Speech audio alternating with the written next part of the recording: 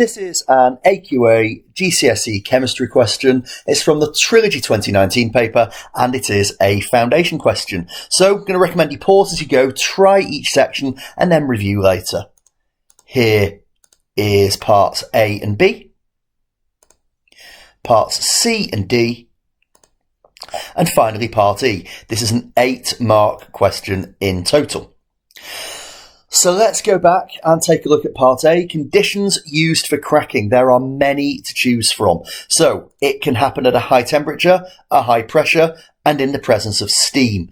It can also be done with a catalyst, and there is also an option to talk about a low oxygen atmosphere. The most common answers tend to come from these four. Butane, C4H10, is an alkane. Complete the display formula showing all of the bonds. Now, we've already been told that butane contains 4 carbons, but that's a fact you need to remember. So let's extend the chain to 4.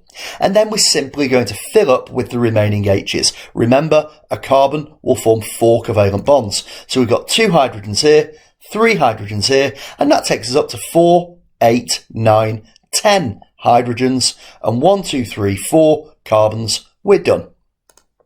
On to part C. Butane burns in oxygen. Complete the word equation. The product of combustion, complete combustion, of any hydrocarbon are always the same. Carbon dioxide and water.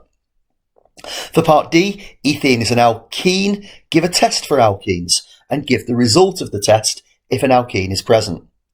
To test for an alkene, we add bromine water, and the bromine water in the presence of an alkene will decolorize. It will go from brown to colourless. And to finish off part E, each year many tons of crude oil are extracted from the earth. It took millions of years for the crude oil to be formed. What do we call development that meets the needs of current generations without compromising the resources for future generations? This is the important part of the question because it's given you the definition for sustainable development. And that takes us to the end of the question.